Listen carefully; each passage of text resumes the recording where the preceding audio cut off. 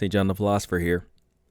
Earlier this year, a group of YouTubers came together to craft a series of video essays extolling the greatness of the Marvel Cinematic Universe as it chugged towards the climactic Avengers Endgame. This time, a new challenge has been issued to do the same for Star Wars. As much as I've been disappointed by the new trilogy, I have more than enough love to give to the originals.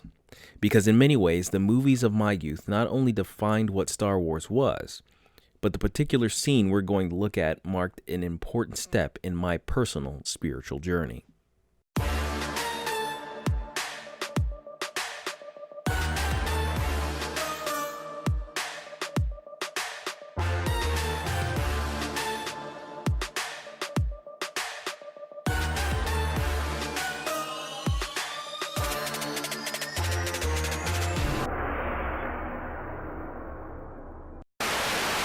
My dad was a Marine Corps veteran who returned home from the Korean War to start a family and pastor a church. And as a resident nerd in the household, I gravitated towards all the typical nerdy things like comics, Godzilla movies, sword and sorcery flicks, and of course, Star Wars. Between all those influences, by the time I hit my tweens, I was deeply ensconced in military tradition, Christian theology, and genre fiction. It's probably why I'm so interesting. By the way, if you like my mishmash of content and want to see more, give it a thumbs up, hit that subscribe button, and ring the bell to get notifications for when I post new videos. Anyway, it was in this period of early adolescence that I started to look more intently at my surroundings, asking deeper questions in the pursuit of meaning. So, as I watched the Star Wars trilogy for the 100th time or whatever, things started to come together in new ways. Star Wars is a unique property in that it has distinctively sci-fi elements like aliens, spaceships, and robots, layered over top of a fantasy magic system complete with wizards and their apprentices. Even the language used in the film speaks directly to that fantastical bent. Don't try to frighten us with your sorcerer's ways, Lord Vader. So while every other property that traded on the renewed popularity of the sci-fi genre in the late 70s and early 80s played it straight, Star Wars stood apart because of one thing: the Force. But the Force was no ordinary magic system. Back then, as it is now, magic systems in fiction tend to be a literary means to an end. In some cases, it's a creative element within the fictional world to set it apart from the real world. For other stories, it's just a means by which to give characters special abilities. Still others use magic as the source of conflict or as a vehicle to show character development. Well, in addition to being all of those things, the Force in Star Wars actually forms the basis for the story's internal morality. Now I am the master. Only a master of evil, gods. All stories are, in one sense or another, morality tales, after all. Every choice presented to the protagonist are ultimately moral choices, and the author typically leads the audience in considering one choice as good and the other as bad. Even in the supposedly gray stories, where good and evil aren't quite as obvious as black hats and white hats, the author hasn't abandoned the formula altogether. The closer the protagonist's choices are to one another along the moral spectrum, the more complex the dramatic narrative, but the dichotomy is still there. Otherwise, there wouldn't be any choices at all. In any case, the moral dilemma of the two choices requires a moral framework on which to rest. Most of the time, the writer simply takes for granted the general ethical standards of the audience, grafting in the most universally accepted moral values of Western civilization as the ideal. Often you can tell because characters keep preaching about it. Freedom is the right of all sentient beings. You all know there's only one way to end this war. These words and the words that follow were not written only for the Yangs, but for the Coms as well. The Coms. They must apply to everyone, or they mean nothing. Do you understand? Be excellent to each other. Sometimes, when the world is so fantastically removed from our familiar universe, the writer must build their morality from the ground up.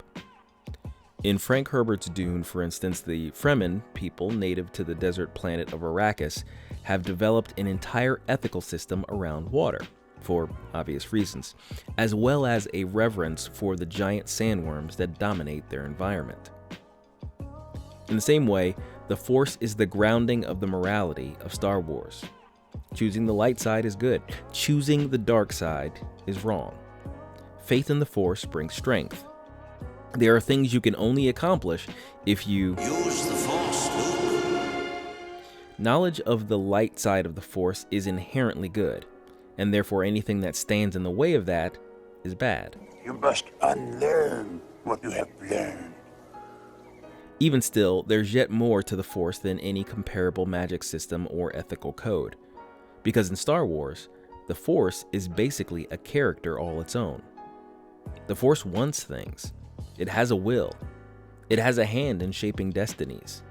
And it can and does act in the universe in subtle ways in order to exert its will and bring destiny to pass. The layman might perceive it as luck, but the ones in the know understand There's no such thing as luck. the Force is the only Star Wars character that will always be present in the background of every Star Wars story. Now, from Obi-Wan's brief explanation in A New Hope, to the lightning show and ghost party in Return of the Jedi, even through the controversial introduction of midichlorians, all the way to the Star Wars of today, the idea of the Force remains a somewhat mysterious but powerful element that will always define Star Wars. But as I alluded earlier, there was one scene out of all the Star Wars movies that really got me, that brought the concept of the Force into incredible focus, and for me, back in 1980-something, illustrated Christian concepts in an unexpected way. Size matters not. Look at me. Judge me by my size, do you? And where you should not. For my ally is the Force. And a powerful ally it is. Life creates it. Makes it grow. Its energy surrounds us and binds us. Luminous beings are we, not this crude matter. To an ear as attuned to biblical concepts as mine, the Force always struck me as a fantastical analog for God. So, as Yoda explained the Force, I couldn't help but feel the shades of one of my father's sermons smuggling itself alongside my fantasy space opera. In my mind, it wasn't just Yoda's voice I heard on Dagobah, but my dad's as well. As Yoda described the living force that surrounds us and binds us, I heard my father speak of God's omnipresence. Yoda's description of sentient life as luminous beings and not merely crude matter aligned with my father's biblical description of mankind as immortal souls lovingly shaped in the image of their creator. Most of all, the sum of Yoda's instruction here to a frustrated and despondent Luke confirmed a lesson my father had been trying to teach me all along, that the keys to living a powerful, victorious life lay in the pursuit of knowledge and faith. As a young man coming into his own at the time, I could easily identify with and in some regards aspire to be like Luke Skywalker. He displayed great physical prowess, skill in battle, and the respect of his peers. But as his ship sank below the murky waters of Dagobah, his best efforts thwarted, I was awakened to what my father had been telling me. While Yoda wasn't necessarily as big or strong as Luke, his abilities originated from the intangible things which were far more powerful than mere muscles. Yoda's knowledge of the Force fed his faith in it, and his faith in it drove him to seek more knowledge. And with the Force as his ally, he could do incredible things. In the same way, in a real way, my knowledge of God would feed my faith in him, and that faith would drive me to seek more knowledge. And with God as my ally, none can stand against me.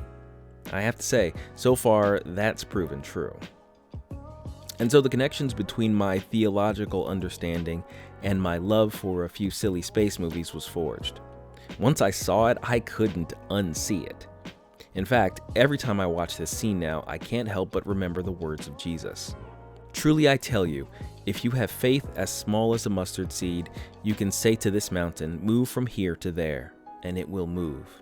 Nothing will be impossible for you. Knowledge truly is power, and faith the engine it drives. I don't believe it. That is why you fail. Even if you aren't a Christian and don't subscribe to any of this spiritual mumbo-jumbo in real life, reality has proven at least one thing to be true. Do or do not. There is no try. The more doubt you have when entering into an endeavor, the bigger you believe the gap to be between the size of the obstacle and the size of your capabilities, the more likely you are to fail. Belief, on the other hand, belief that your efforts will bear fruit, that you can accomplish your goals, that you can move mountains, is a great power all its own. Some might even call it a force of nature. Tell me what you think of this video. What did you get out of this particular scene or any other from Star Wars? How has Star Wars impacted your life? Discuss in the comments. In the meantime, be sure to like, subscribe, and share for more videos on religion, culture, and politics. That's all for today. Goodbye, God bless, and we'll see you in another video.